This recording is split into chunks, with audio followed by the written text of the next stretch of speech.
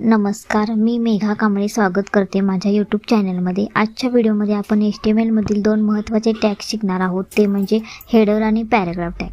तर व्हिडिओच्या शेवटी तुम्हाला हेडर टॅग आणि पॅराग्राफ टॅग म्हणजे काय, त्याचा उपयोग कसा करायचा आणि HTML प्रोग्राममध्ये त्याचा वापर कसा करता येईल हे पूर्णपणे समजेल। चला तर वेळ न घालवता आजच्या व्हिडिओमध्ये सुरुवात करूया। जर तुम्ही चॅनलला नवीन असाल तर आधी सबस्क्राईब करा आणि व्हिडिओ अगदी शेवटपर्यंत नक्की पहा।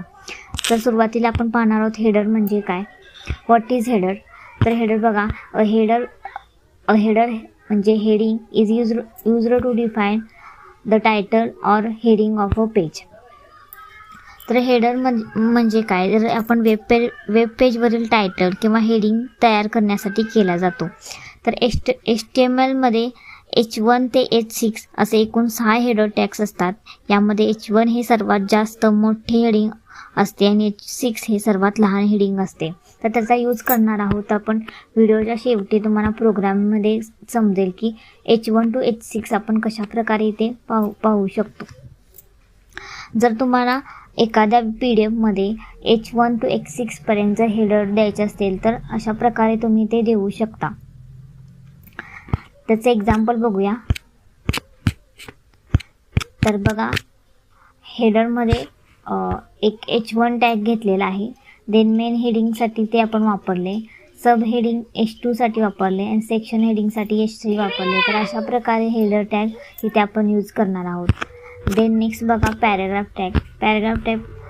Paragraph tag is used to display the content. एखादा कंटेंट डिस्प्ले करायचा असेल तर त्यासाठी आपण P टॅग वापरणार आहे, जो आपल्याला पॅराग्राफ क्रिएट करेल। The P tag used to create paragraphs. तर P टॅगचा यूज आपण एक पॅराग्राफसाठी करणार आहोत। तर ह्याचा यूज काय होतो, तर वेब पेजवरील परिच्छेदचा दाखवण्यासाठी केला जातो। हा टॅग वेब पेजवरील माहिती व्यवस्थित आणि वाचण्यास सोपी समजेल यासाठी त्याचा यूज केला जातो। Each paragraph starts on a new line. प्रत्येक पॅराग्राफ हा न्यू लाईनने स्टार्ट होतो, न्यू लाईनने स्टार्ट केला जातो। तर ह्याचं एक्झाम्पल पाहूया। तर ह्याचं एक्झाम्पल पहा,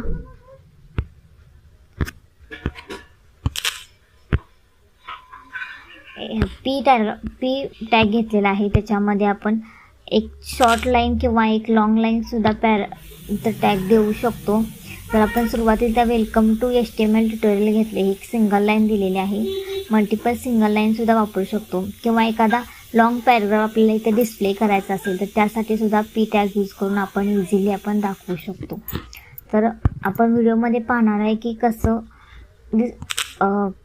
आपल्याला इथे दाखवता येईल हेडरचे 6 टाईप्स प्लस पॅराग्राफ टॅग वापरून P टॅग आपण कसा यूज केला हे आपल्याला इथे पाहूया। तर व्हिडिओ अगदी शेवटपर्यंत नक्की पहा।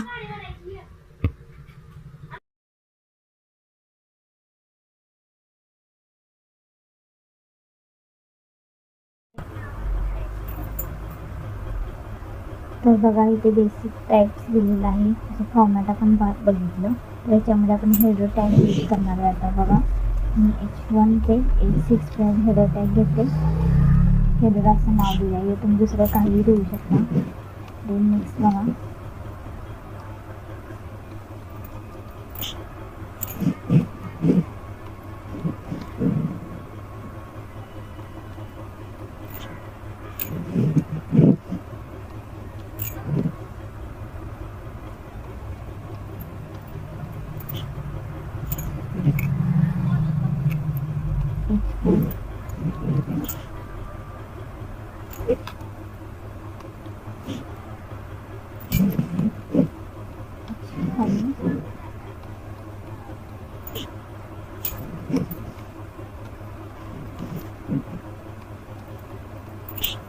एक 6 प्रकारचे टॅग्स आहेत तिथे। आता खाली सेव्ह करूया आपण आणि रन करून बघूया काय आउटपुट आहे ते।